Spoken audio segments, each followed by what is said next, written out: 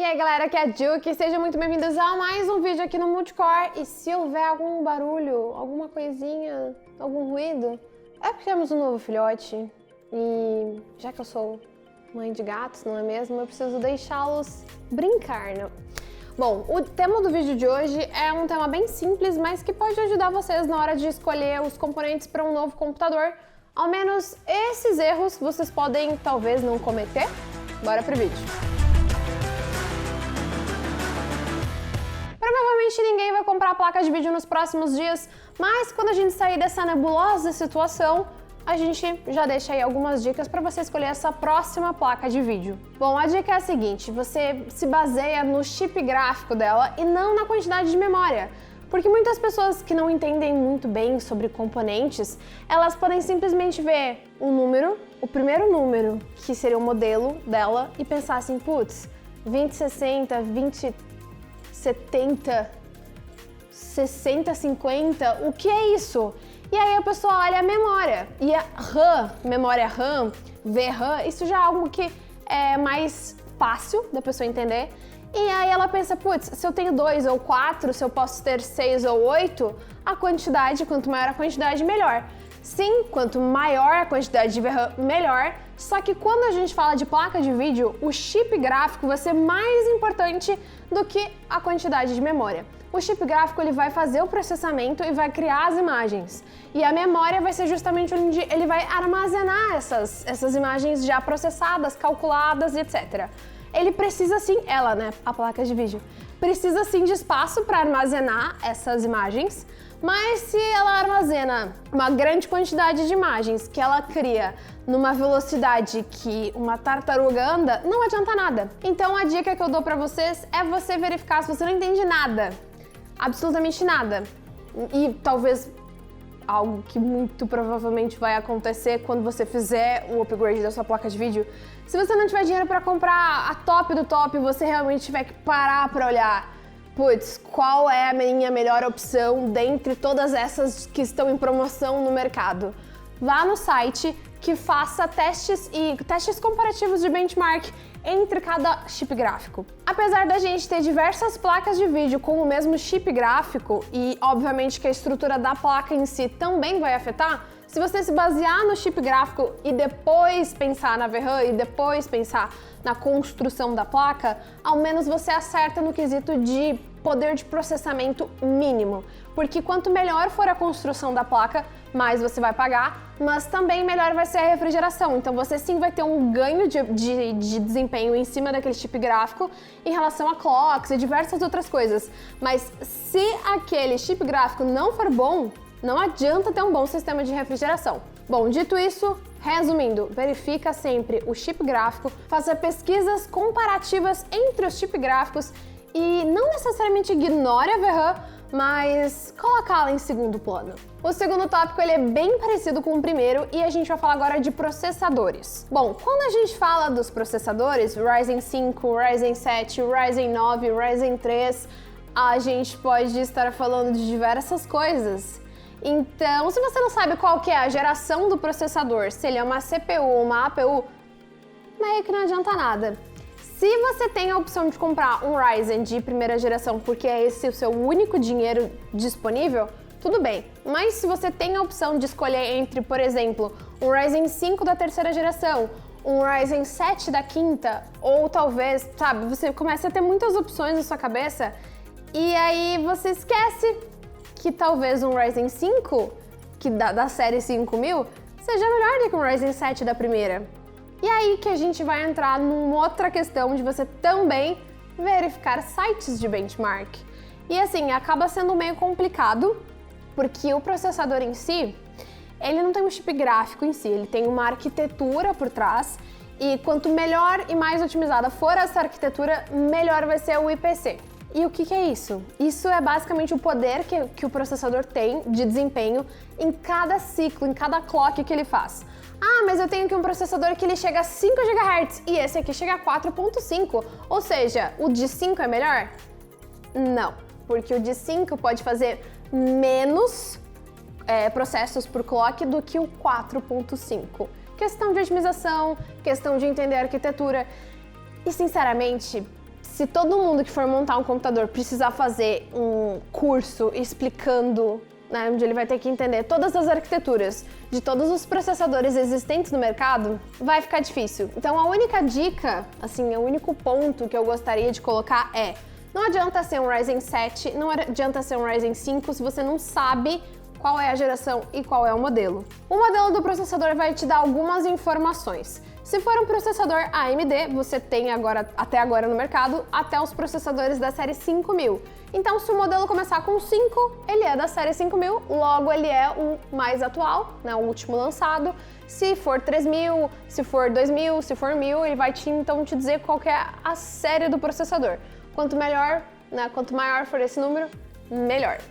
Bom, aí a gente vai ter os Ryzen 3, 5, 7 e 9, que vão ser basicamente os Ryzen 3300, que são os Ryzen 3, 3400 é Ryzen 3, 3500 e 3600 são Ryzen 5, 3700 e 3800 são Ryzen 7 e 3900 e 3950 são Ryzen 9. Basicamente essa regra. O que o Ryzen 3, 5, 7 e 9 significa? A quantidade de núcleos e threads que ele tem. Então, se você tiver um processador CPU, você vai ter uma quantidade X de núcleos e 2 vezes isso de threads, porque os processadores da AMD eles têm o dobro de threads em relação à quantidade de núcleos. E a gente tem aí um padrão nas últimas gerações dos processadores da AMD de basicamente os mesmos números ali finais se representarem a mesma quantidade de núcleos. Isso significa que você tem uma opção maior de fazer um multitasking, mas se você quer só jogar, não necessariamente o Ryzen 9 vai ser a melhor opção para você. Então aí entra outras coisas também. A gente já chega lá nessa parte também. Bom, aí temos a sopinha de letrinhas, né? A sopa de letras vai te dizer, nos casos dos processadores da AMD, se não tiver letra, significa que é um processador que ele não tem nenhum overclock específico, então ele é um processador normal, ele faz overclock, mas ele não tem um overclock de fábrica.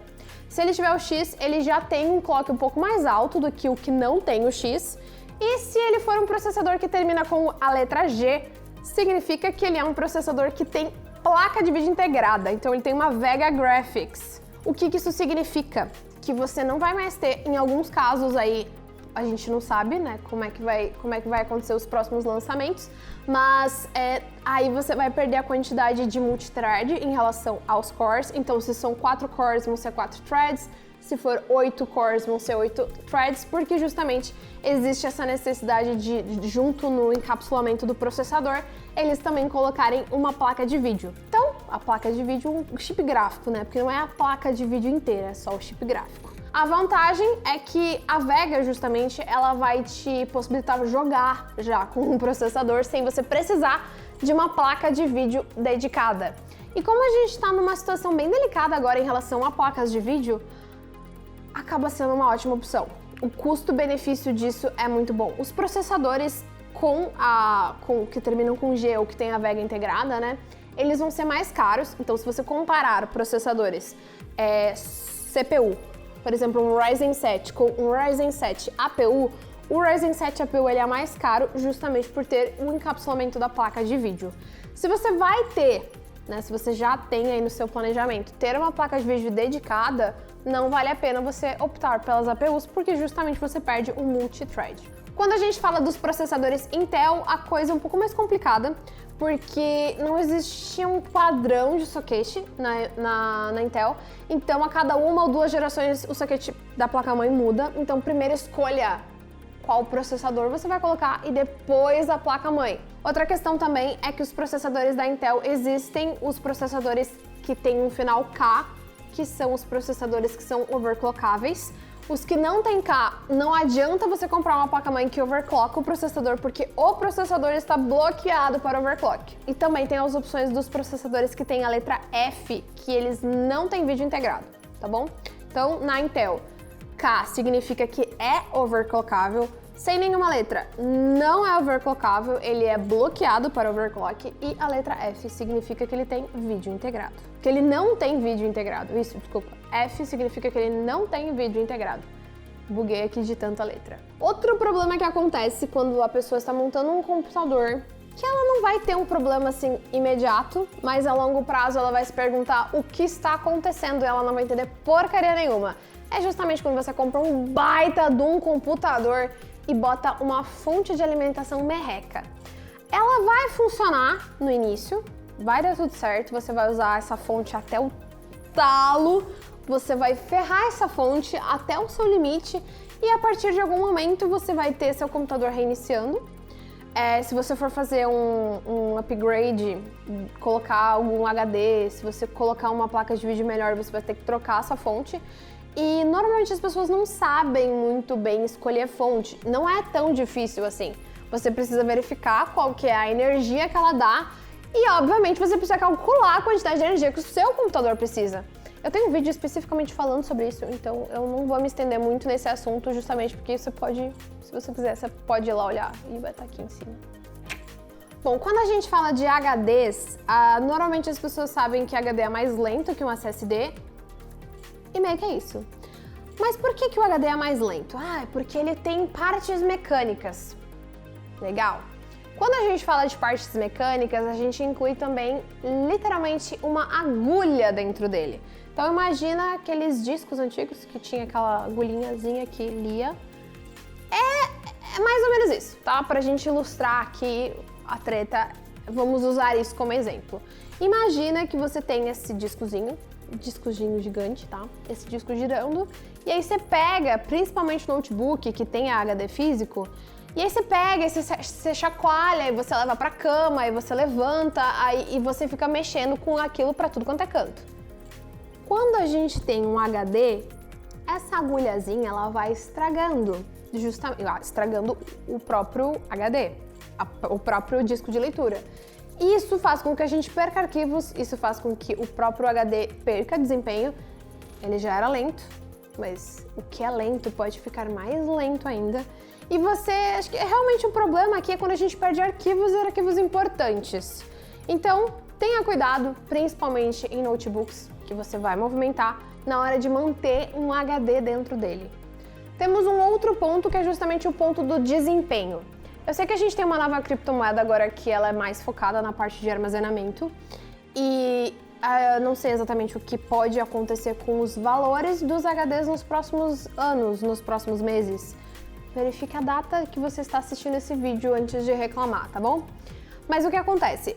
Antes, dessa criptomoeda aparecer por aí e antes do dólar subir, antes do caos que a gente vive hoje, o valor que a gente pagava por gigabyte no SSD já era um valor que compensava o desempenho que ele entrega a mais. Então, além dele ter uma memória flash, ser um disco sólido que não tem peças que mexam, que não tenha riscos de você, por alguma batidinha, alguma movimentação mal pensada, você perder suas informações, além disso, ele também é mais rápido. E quando a gente fala de jogos, cara, vou ser sincera que até para abrir Excel, se você realmente trabalha com planilhas gigantescas, você vai sentir a diferença. Querendo ou não, os HDs eles ainda vão ficar no mercado, porque eles são onde a gente vai armazenar a quantidade massiva de informação. Então, nós aqui temos NAS, a gente tem HDs dentro dele e a gente vai continuar usando HDs para esse tipo de armazenamento. Armazenamento de dados frios ou armazenamento de dados mornos. Mas os dados quentes, os dados que estão sendo lidos pelo seu computador, passados para a sua memória, essas informações, jogos, os próprios softwares, programas, aplicativos que você tem no seu computador, se você coloca eles no HD, eles já não estão sendo feitos para serem rodados em HDs. Então, os jogos já travam, se você jogar numa resolução boa, numa qualidade legal, ele já vai travar por conta de um HD, se você tiver um HD no seu sistema. Então, cogite a possibilidade de fazer esse upgrade. O seu computador agradece, você vai poder tirar proveito de todos os outros componentes. Quando a gente falava antigamente, será que o meu computador está equilibrado, nivelado, que a gente falava? Normalmente a gente falava em relação à memória RAM, à placa de vídeo e processador.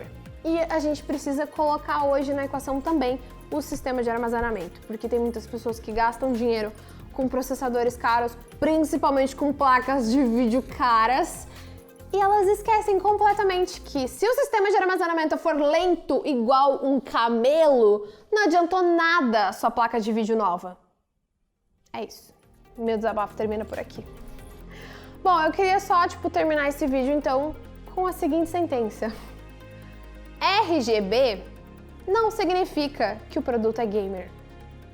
Eu vou ficando por aqui, galera. Espero que vocês tenham gostado desse vídeo. Se vocês tiverem mais sugestões de vídeos como esse, erros que as pessoas cometem quando elas escolhem componentes para o seu computador, podem deixar aqui embaixo nos comentários e também podem me mandar na DM lá do Instagram. É isso. Eu vou ficando por aqui. Até o próximo vídeo.